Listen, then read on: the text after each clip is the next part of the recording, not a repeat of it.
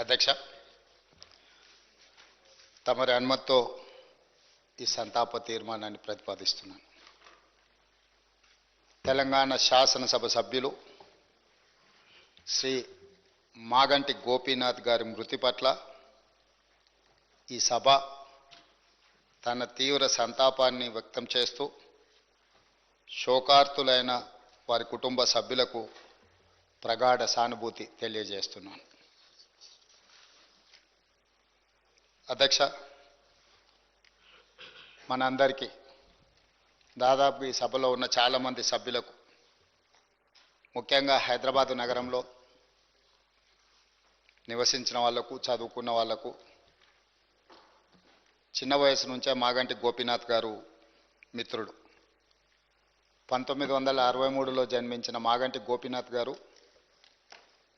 విద్యార్థి రాజకీయాలలో చురుగ్గా ఉండడమే కాకుండా వారు 1983లో మొట్టమొదటిసారి ఎన్టీ రామారావు గారు ప్రారంభించిన తెలుగుదేశం పార్టీలో క్రియాశీలక సభ్యుడిగా చేరి ఆ పార్టీ తెలుగు యువత రాష్ట్ర అధ్యక్షుడిగా వారు దాదాపుగా 7 సంవత్సరాలు సేవలు అందించడం జరిగింది. 1985 నుంచి 1992 వరకు తెలుగు యువత అధ్యక్షుడిగా, ఎన్టీ రామారావు గారి యొక్క పరమ భక్తుడిగా, వారికి నమ్మకమైన విశ్వాసపాత్రుడైన ఒక బంటుగా ఎన్టీ రామారావు గారితోని మాగంటి గోపీనాథ్ గారికి సత్సంబంధాలు ఉండే. అదేవిధంగా వారు అర్బన్ డెవలప్మెంట్ అథారిటీ డైరెక్టర్గా హైదరాబాద్, వినియోగదారుల ఫోరం సభ్యుడిగా వివిధ బాధ్యతలను వారు నెరవేరుస్తూ వచ్చిండ్రు.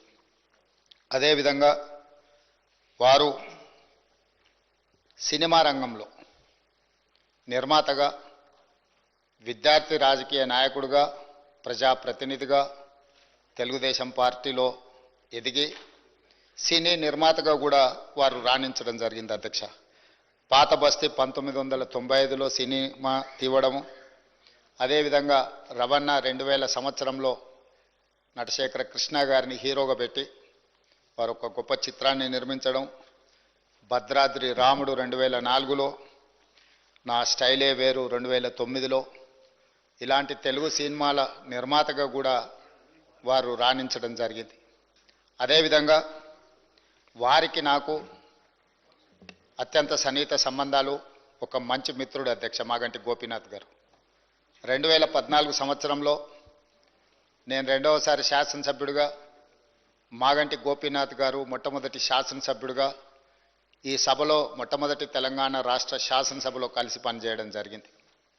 ఎన్నికల సమయంలో కానీ, ఎన్నికైన తర్వాత కానీ, వారు తర్వాత రాజకీయ విధానాలలో మార్పు వచ్చిన వ్యక్తిగతమైన మిత్రత్వము, అదేవిధంగా వారి యొక్క వ్యవహార శైలిలో ఎలాంటి మార్పు లేదు. ఒక మిత్రుడిగా 2014, 2018, 2023 3 సార్లు శాసనసభ్యుడిగా ఎన్నికై హ్యాట్రిక్ సాధించిన శాసనసభ్యులలో చాలా తక్కువ మందిలో మాగంటి గోపీనాథ్ గారు ఒకరు. ఈరోజు అనుకోని పరిస్థితుల్లో వారు అకాల మరణం చెందడం ఈ సభలో ఉన్న సభ్యులకే కాదు, వారి కుటుంబానికి, జంట నగరాలలో పేదలకు వారి లేని లోటు ఈరోజు మనందరం చూస్తున్నాం. జూన్ 8న వారు మరణించడం జూబ్లీహిల్స్ నియోజకవర్గ ప్రజలకు తీరని లోటు.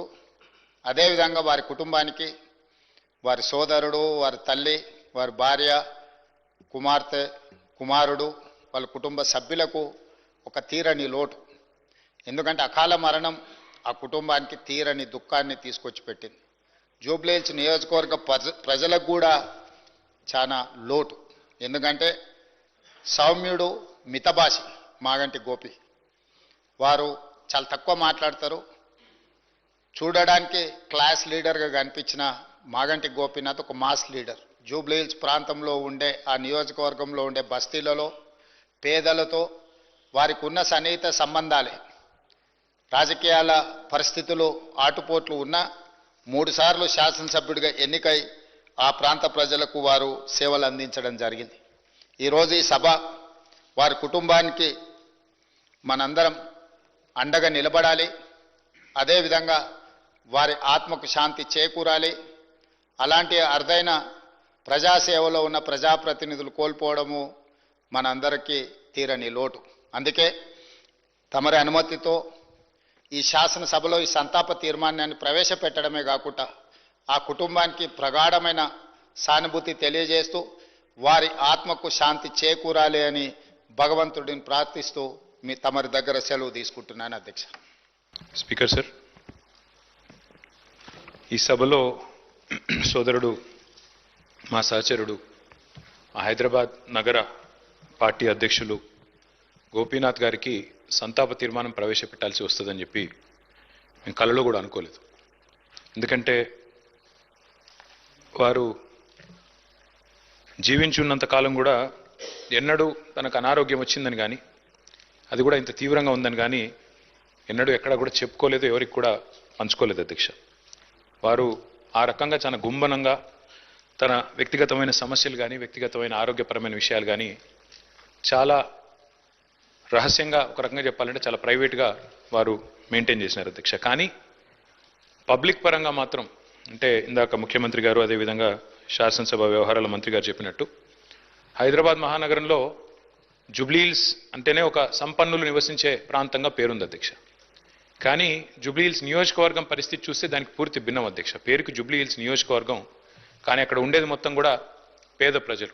ఎందుకంటే పేరుకి జూబ్లీహిల్స్ నియోజకవర్గం అయినప్పటికీ అక్కడ ఉండేది బోరబండ, రెహమత్ నగరు, షేక్పేట, ఎర్రగడ్డ, వెంగళరావు నగరు, ఈ రకంగా మొత్తంగా ఒక బస్తీలు, స్లమ్స్తో కూడిన ఏరియా అధ్యక్ష.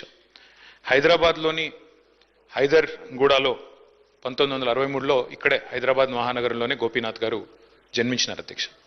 తర్వాత వారు ఇక్కడే చదువుకుని ఇక్కడే మరి ఉస్మానియాలో డిగ్రీ కూడా చేసి తర్వాత ఎన్టీ రామారావు గారికి అభిమానిగా తెలుగుదేశం పార్టీ స్థాపించిన తర్వాత వారు రాజకీయాల్లో అడుగుపెట్టినారు. నాకు బాగా గుర్తుంది అధ్యక్ష, మేము చిన్నప్పుడు మన ఎమ్మెల్యేలకు ఇచ్చిన క్వార్టర్స్ ఏవైతే ఉన్నాయో బషీర్బాగ్లో, అక్కడ మా కుటుంబం అంతా ఉండేది. పెద్దలు కేసీఆర్ గారు ఆనాడు శాసనసభ్యుడిగా ఉన్నప్పుడు మొట్టమొదటిసారి 85లో న్యూ ఎమ్మెల్యే క్వార్టర్స్లో నివాసం ఉండేది అధ్యక్ష. మేము కూడా అక్కడే ఉండేది. అక్కడ నుంచి బయటకు వచ్చి ప్రస్తుతం ఉన్న సెక్రటేరియట్ ముందుగా ఇప్పుడు ఎక్కడైతే అమరజ్యోతి ఉన్నదో అక్కడ మాకు ఎప్పుడో కటౌట్ కనబడేది అధ్యక్ష. మొట్టమొదటి కటౌట్ బహుశా చాలామంది హైదరాబాద్లో చూసింది అదే అయి ఉంటుంది.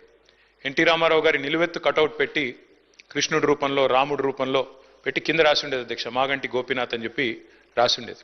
ఒక రకంగా చెప్పాలంటే హైదరాబాద్లో ఈ కటౌట్స్ కల్చర్ కానీ, రకంగా చెప్పాలంటే ఆనాడు తెలుగుదేశం పార్టీ అధికారంలో ఉన్నప్పుడు ఈ రకంగా మరి ఒక పర్మనెంట్గా ఒక కటౌట్ తనకంటూ ఏర్పాటు చేసుకున్న నాయకుడు మాగంటి గోపీనాథ్ గారు. వారు చాలా క్రియాశీలంగా ఉండేది అధ్యక్ష రాజకీయాల్లో. చిన్న స్థాయి నుంచి కూడా మరి మొదటి నుంచి కూడా చాలా క్రియాశీలంగా విద్యార్థి దశ నుంచి కూడా రాజకీయాల్లో ఉన్నారు. తెలుగు యువతలో పనిచేశారు.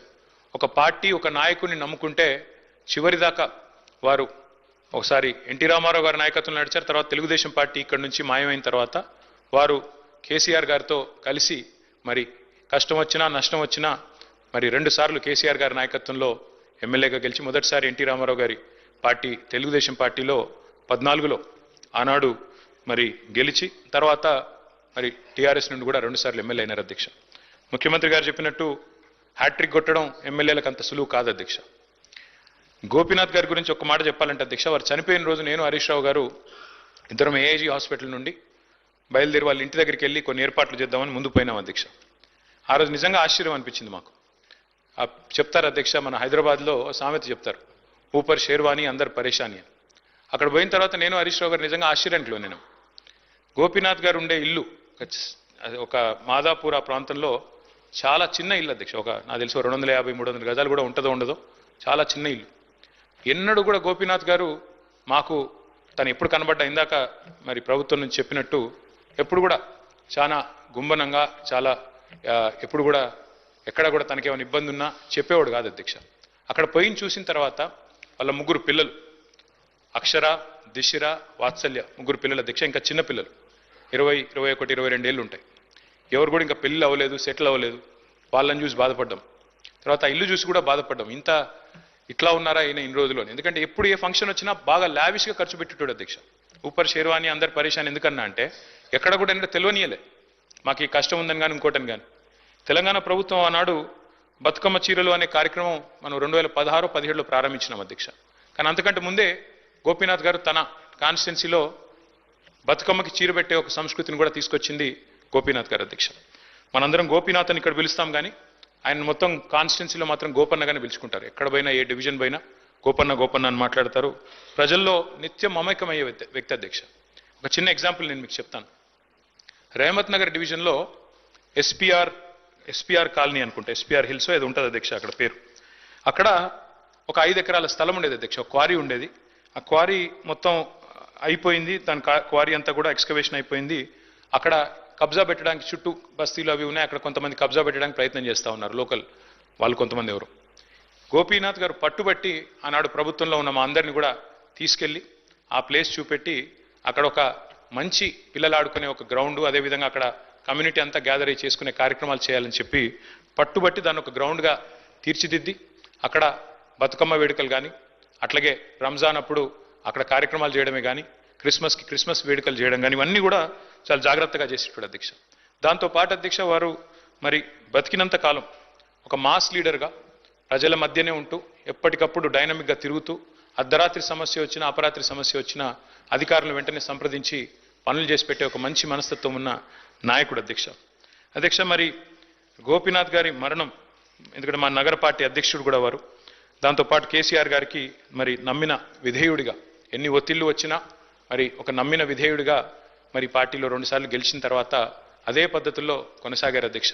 వారి మరణం మా పార్టీకి, అట్లాగే వారి కుటుంబం, వారి శ్రీమతి సునీత గారికి, అట్లాగే వారి పిల్లలకి, వారి తల్లిగారికి, వారి కుటుంబ సభ్యులందరికీ, వారి బ్రదర్కి అందరికీ కూడా తీరని లోటు అధ్యక్ష. దాంతోపాటు జూబ్లీ హిల్స్ నియోజకవర్గంలో తనదైన చిరస్మరణీయమైన ముద్ర ఏదైతే గోపీనాథ్ గారు వేసుకున్నారో తప్పకుండా ఆ నియోజకవర్గానికి కూడా ఇది తీరని లోటు. ఈ దుఃఖ సమయంలో వారి కుటుంబం తరపున మా పార్టీ పూర్తి స్థాయిలో అండగా ఉంటుంది అధ్యక్ష. పార్టీ కుటుంబాన్ని గతంలో కూడా ఎట్లా అయితే వివిధ మా సహచరులు మరణించినప్పుడు ఆ కుటుంబాలకు అండగా నిలబడ్డామో, ఎట్లయితే గట్టిగా ఆ కుటుంబాన్ని కాపాడుకున్నామో, అట్లాగే మాగంటి గోపీనాథ్ గారి కుటుంబం కూడా మరి పూర్తి స్థాయిలో గోపన్న లేకపోయినా వారి కుటుంబాన్ని సంపూర్ణంగా ఆదుకునే బాధ్యత, పూర్తి స్థాయిలో వారిని చూసుకునే బాధ్యత మా పార్టీ తీసుకుంటుంది. మరి ఈరోజు శాసనసభలో వారి సంతాప తీర్మానంలో ప్రసంగించే అవకాశం రావడం విషయంలో బాధను వ్యక్తం చేస్తూ ఈ శోకాతప్త సమయంలో వారి కుటుంబానికి, అదేవిధంగా వారి అభిమానులకి, అదేవిధంగా కార్యకర్తలకు కూడా వారికి మనోధైర్యం భగవంతుడు ప్రసాదించాలని కోరుకుంటూ తమరికి ధన్యవాదాలు.